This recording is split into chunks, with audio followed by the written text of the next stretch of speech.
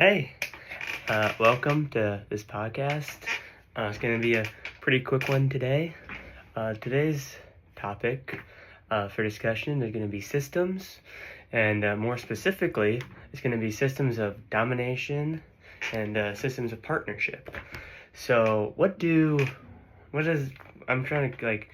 to your mind when you think of systems? Because for me, when I hear systems, it's hard to really define it, but to me a system just kind of like the judicial system or like the legislative system, stuff like that, where it's parts of a society, right, where we interact with like a certain power, right, and it has to do. And then the systems of domination is when one group has domination over the other. That's how I see it. And then systems of partnership to deal more with, hey, you're in power, but we're engaging, right? It's that dialogical communication that we've talked about in class so far.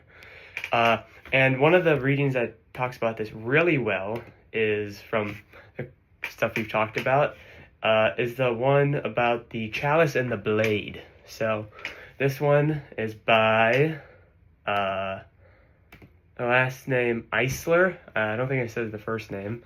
R. Eisler. And in this one, it relates the systems of oppression, systems of, Ryan Eisler. Yeah, that's the one. It's called The Chalice and the Blade, Our History, Our Future. This one kind of talks about how when you think of swords, right, which one do you think that has to deal with? Probably, yeah, the one with domination, right? And how these swords and the systems of domination have to deal more with paternal figures and males. How one has to be, you have to assert your dominance and stuff like that. So this blade has to deal with domination, has to deal more with males and their interactions, whereas the chalice is the kind of opposite, right? When you think of a chalice, you think of, people around a table, maybe drinking some stuff around, for dinner or stuff like that. And it's more social, right? You're engaging, you're talking with each other. And that's why it has to deal more with the system of partnership. And it also has to deal more with the maternal side of things. So with women, and it's seen more of that situation. So the way I've seen these systems in my own life, personally, they have not impacted me. I fully acknowledge that I'm a white cisgender male. I don't face many systems of domination. I do experience a lot of systems of partnership. I do that with my professors, maybe when I'm talking with them. But none of these systems of domination or oppression, I don't really face those. I'm very fortunate in that way. But I've definitely known systems of domination in my local area from back home. I come from a town called Grayslake, Illinois, about a suburb an hour north of Chicago, and it's right next to this place called this town Round Lake and Round Lake Beach and Round Lake, and those towns are predominantly of Latin descent, so a lot of foreigners from maybe Mexico or maybe Spain or stuff like that. And I saw on a Snapchat story that there were actually ICE officers in Round Lake, and I never really thought about how that would impact me. But upon thinking about it, it did scare me a little bit, because when you think of all these ICE situations, right, of them taking away these foreigners and I don't know, bringing them back to where they came from, is how they like to put it. You kind of separate yourself, but when you hear it happening in the town around you, you're like, oh, this is real.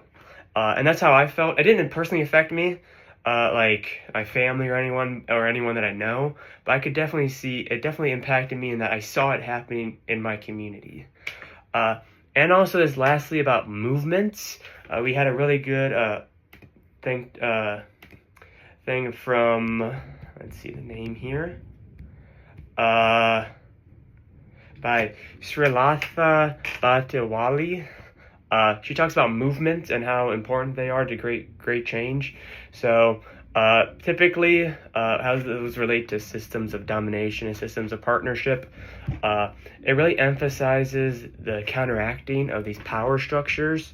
So if the system's not right, how to counteract that, how to create movements that don't like destroy it, but effectively work with the oppressors, like that systems of partnership, right?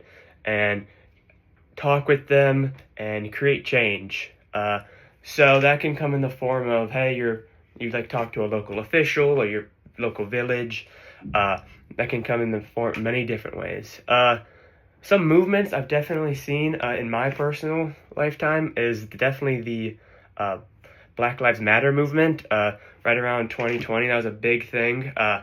It was like on Instagram, people were posting on, it was a Tuesday, I forget exactly the significance of it, but it was just a black screen that they would post on their Instagram stories, and you could see everyone was posting about it. So it's movements like that where there's a system that people are uncomfortable with, and they unite, which is a big part of the movement, to create change. But yeah, other than that, systems of and their impact on my life.